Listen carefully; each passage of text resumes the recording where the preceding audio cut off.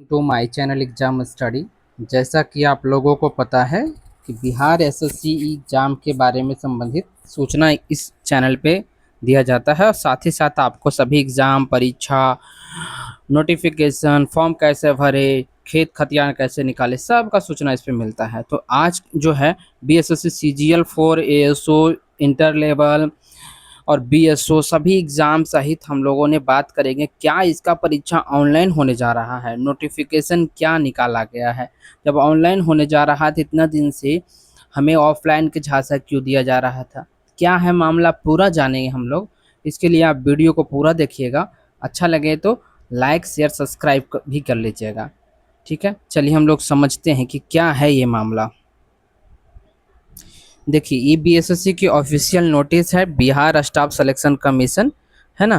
तो इस official notice के माध्यम से हम लोग समझते हैं।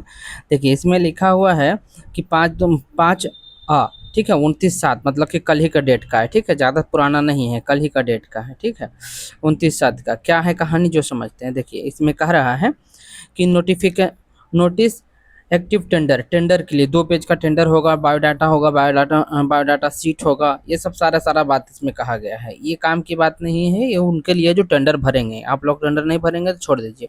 देखिए Bihar staff selection BSSC general administrative department government of India government of Bihar invite online, देखिए online proposal for the eligible and experiment bidding start करने जा रहा है। किसका भाई, तो सिंगल एजेंसी का। इसमें एजेंसी का जो कंप्यूटर बेस्ड एग्जाम करा सके, देखिए है ना, कंप्यूटर बेस्ड टेस्ट सर्विस के लिए। ठीक है, एग्जामिनेशन कंडक्ट बाय बीएसएससी के द्वारा।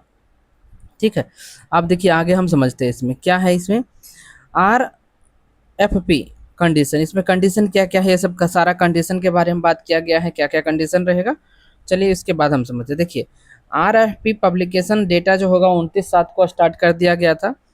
ठीक है, बिड सबमिट जो स्टार्ट करना है 30/7 से 10 बजे से स्टार्ट होगा और 6 तारीख तक बिड सबमिट करने के लिए ऑनलाइन होगा। जिनको जिनको इसमें भाग लेना है कि हाँ सर हम करवा सकते हैं ये आपका एग्ज़ाम। ठीक है, प्री बिड मीटिंग जो होगा 7/8 को होगा, 7/8 को 3 बजे तक प्री बिड मीटिंग हो जाएगा। ठीक है, बिड सबमिशन डेट जो है 28/8/2026 को होगा 12 बजे। ठीक है, और टेक्निकल बिडिंग जो है ना यही है मेन।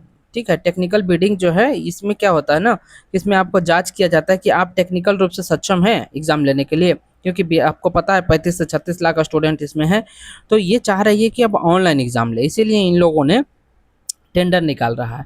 अच्छा, ये दूसरा बात ये भी कि ऑनलाइन एग्जाम में लोगों का कहना है, अभी जैसे सरकार और जो भी हैं उन लोग का कहना है कि इसमें जो है ना कि चोरी नहीं होने की संभावना है, चोरी ना के बराबर होती है। लेकिन ये बिल्कुल गलत बात है, चोरी तो हो गई ही। मैं अपने सिरे से खारिज करता हूँ, क्योंकि मैंने अब खुद देखा अपने सेंटर पे कि इसका जो है ना क्या कहते हैं, डेस्कटॉप वो फॉरवर्ड से होता है, मतलब कि जिसका डेस्कटॉप है उसी से होगा। हाँ, इसमें कि मास लेवल पे पता नहीं चलता है, जो दिया है पैसा उसी का होगा, उसके अलावा दूसरा आदमी नहीं ले पाता है, समझे। तो इसमें जो चोरी की संभावना सीमित हो जा है। ऐसा मैं नहीं कर रहा हूँ, ऐसा अभिनय सर जो है मैथमेटिक्स वाला उन्होंने भी कहा है कि इसमें भी चोरी होता है। ऑफलाइन में भी रोक सकते हैं, इसमें भी रोक सकते हैं, मतलब कि आपकी मंशा होना चाहिए। तो अब देखिए ऑनलाइन की तरफ जा रही है, अब ऑनलाइन एग्जाम होगा। अब ऐसा किया क्यों गया, देखिए अब समझ गए कि एग्जाम क्या होगा, ऑनलाइन होगा, कंफर्म हो चुका है ना। अब देखिए इसमें पोस्ट बिडिंग डिमांड कितना है, तो 10,000 रुपया का होगा। ठीक है, इंट्रेंस मनी डिपॉजिट कितना करना होगा, तो 5 लाख रुपया जो डिपॉजिट करना होगा। 180 दिन का बिडिंग होगा इसमें। ठीक है, 180 दिन का आपका जो बिडिंग होगा, वैलिडिटी होगा, मतलब 180 दिन का मतलब क्या हो गया। और फिर एक्सटेंस कर सकते हैं, 5 लाख रुपये में 180 दिन के लिए एग्जाम देने के लिए दिया जाएगा, और फिर आप एक्सटेंड कर सकते हैं। बायो बिडिंग 180 दिन का होगा। ठीक है, परफॉर्मेंस बैंक गारंटी जो है ना ये आपको देना होगा 15 लाख रुपया। ठीक है, ये सब उसका उनका है, आपके लिए नहीं है। ठीक है, 70 mark out of 100, minimum technical qualification score कितना होगा, 70 मार्क, किसका, उनका। 100 में यदि जो 70 मार्क ले आते हैं तो उन्होंने पास कर जाएंगे, जो बिडिंग लगाने वाले कंपनी है वो। ठीक है, तो देखिए 100 में 70 मतलब 30% का एरर इसमें रखा गया है।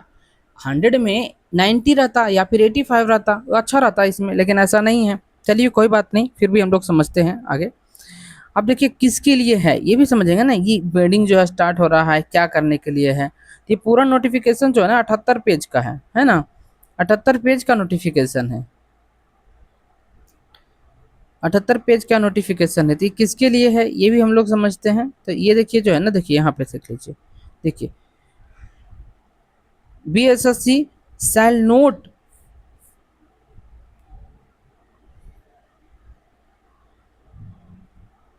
आवाज आ रही है आपके पास? हाँ जी, ये जो है ना आपके लिए नहीं है।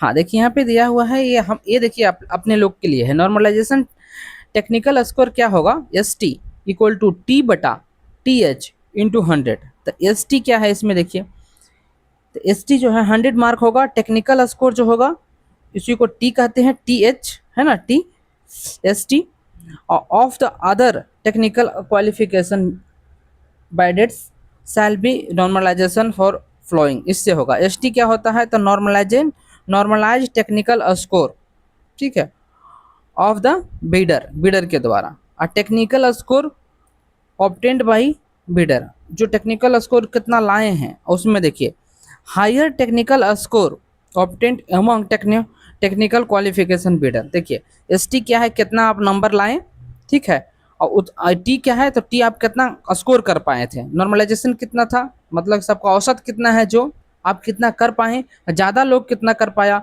वो सबको मिलाकर 100 से भाग दे देंगे, 100 से गुना कर देंगे, इससे ही निकल के आएगा कि आपका कितना स्कोर बनता है। समझे, इनके लिए है। यही क्वेश्चन सेम जो है स्टूडेंट पे भी लागू होता है, समझे।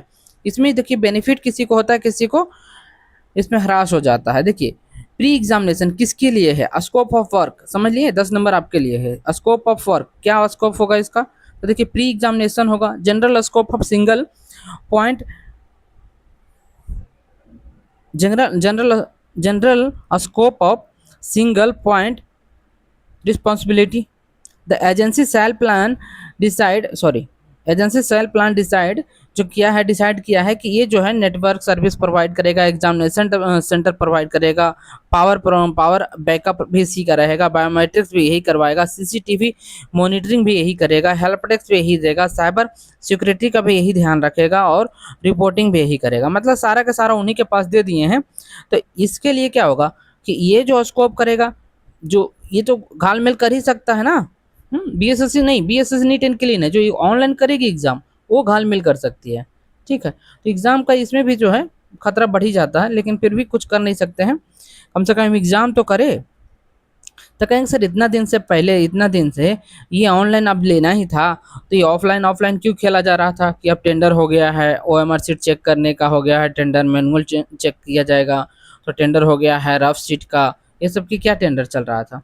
तो ये सब जो चल रहा था ना आपको OMR सीट का टेस्ट करने का, ये चल रहा था आपको ऑफलाइन के लिए। लेकिन देखिए मुझे ऐसा लगता है कि जो देशव्यापी पर जो शिक्षा और पेपर घोटाला के बारे में जो खबर आई है, इसके वजह से कहीं न कहीं सरकार थोड़ा सा सहमी हुई है। BSSC थोड़ा आदेश का पालन करने के लिए पूरा प्रतिबद्ध है, तो इसीलिए इसने इस तरह के व्यवस्था किया है कि मैं ऑनलाइन एग्ज़ाम ले लूँगा। सुप्रीम कोर्ट भी कहा था कि अगले बार से जो नीट का एग्ज़ाम होगा ना, नीट का, वो ऑनलाइन एग्ज़ाम होगा। अच्छा देखिए, अब कहेंगे कि सर ऑनलाइन में धांधली होता है क्या? देखिए SSC का एग्ज़ाम हो रहा था पिछले बार, पता होगा आपको कि औरंगाबाद में बहुत सारे लोग इसमें सेंटर मैनेजमेंट में पकड़ा गए थे। SSC का जो CGL लेता है वो, ठीक है। अच्छा SSC का डेस्कटॉप मॉनिटरिंग से जो फार डेस्कटॉप होगा, डेस्कटॉप में आपको आंसर क्लिक होते रहता है, आप बैठे रहिएगा, वैसे जो करता है ये हो रहा है। RRB में भी कितना बार हो चुका है ना। तो ये सब सारा मामला सब देखते हुए आप यह नहीं कह सकते कि ऑनलाइन एग्ज़ाम सेफ़ है, बट ये कह सकते हैं कि ऑनलाइन जो है ना पर्सनल, जैसे मान लीजिए कोई बंदा X है, X ने सेटिंग कराया तो X को ही मिलेगा, Y को नहीं मिलेगा, ठीक है। Y को भी सेटिंग कराने के लिए अलग से इसको व्यवस्था करना होगा। इसमें क्या है कि लोग जो मास लेवल पे नहीं कर पाते हैं, जैसे यहाँ क्या है कि 1000 में पेपर, 10,000 में पेपर मिला, ये अगला बच्चा जो है 2 में बांट दिया, 5-5 हज़ार में मिला, नीट वाला तो यही हुआ था, अगला इस 4 में बांट दिया, 2,500 हज़ार में मिल गया। तो ये जो मास लेवल पे फैल जाता है, इसमें क्या है, यदि जो आप 12 लाख में जो सेटिंग कराया है उसी को सिर्फ मिलेगा, दूसरा को नहीं मिलेगा, है ना। तो ये हो जाता है थोड़ा सा, इसीलिए इसमें कहता है कि थोड़ा सेटिंग का थोड़ा सा धांधली कम जाता है। लेकिन कोई भी ऐसा एग्ज़ाम हमें नहीं लगता अभी तक भारत में बना है जिसमें कि सेटिंग होता ही नहीं, किसी में पता चल जाता है, किसी में पता नहीं चलता, समझे। इसको फुल प्रूफ सील्ड प्रूफ बनाने के लिए सरकार या और टेक्निकल जो जानते हैं उनको और मजबूती से काम करना होगा। समझ के बाद चलिए अब समझते हैं कि एग्जाम होगा ऑनलाइन, ठीक है। अब बीएसएससी देखिए जो लिए है ना ऑफलाइन के लिए, तो बीएसएससी के प्लान ऐसा है कि ऑफलाइन भी ले लेंगे, छोटा छोटा एग्जाम ऑफलाइन लेंगे और बड़ा बड़ा एग्जाम ऑनलाइन लेंगे। समझ में आई बात, मतलब एक साथ दो दो काम, क्योंकि 180 दिन में इनको निपटारा कर देना है। 180 दिन का मतलब क्या हुआ? 180 दिन का मतलब हुआ, देखिए 30 दिन का महीना होता है, 6 महीना में निपटारा करना है इनको। तो बीएसएससी यदि जो आज स्टार्ट हो जाता है, ये इसीलिए मैं बार बार कर रहा हूँ कि बीएसएससी यदि जो आज स्टार्ट हो जाएगा तो आपको ज़्यादा समय मिलेगा नहीं, 10 या 15 दिन समय मिलेगा। उसका एडमिट कार्ड आ जाएगा, फिर आपको ऑनलाइन एग्जाम लिया जाएगा। ऑनलाइन एग्जाम चलेगा लंबा तक। ये देखिए एक बात हो जाती है, जिसका एग्जाम 1 तारीख को है और लंबा चल रहा है, तो किसी का एग्जाम 30 तारीख को है, तो 30 तारीख वालों को बेनिफिट मिलता है, समझे। 30 तारीख को बेनिफिट मिलता है। तो कहती है कि नॉर्मलाइजेशन कर देंगे। नॉर्मलाइजेशन स्कोर में कीजिएगा ना सर, मुझे ये तो मालूम पड़ गया कि आ क्या रहा है। जब आ रहा है तो इस हिसाब से हम जो 29 दिन मेहनत करेंगे, इसमें बूस्टअप मेरा स्कोर करेगा ना। तो ये होता है इसमें, ऐसा बात है, ये ऐसा हो जाता है, ठीक है। तो किस्मत खराब जिनको 1 तारीख को मिलेगा, किस्मत बढ़िया जिनको 30 तारीख को मिलेगा।